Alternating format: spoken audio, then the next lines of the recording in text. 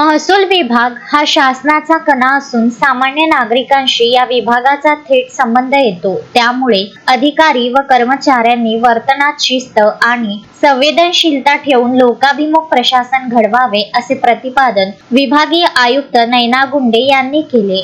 1 August महसूल दिनानिमित्त विभागीय आयुक्त कार्यालयात आयोजित विशेष कार्यक्रमात त्या बोलत होत्या। या प्रसंगी विभागातील उत्कृष्ट कामगिरी करणाऱ्या अधिकारी व कर्मचाऱ्यांचा सत्कार करण्यात आला।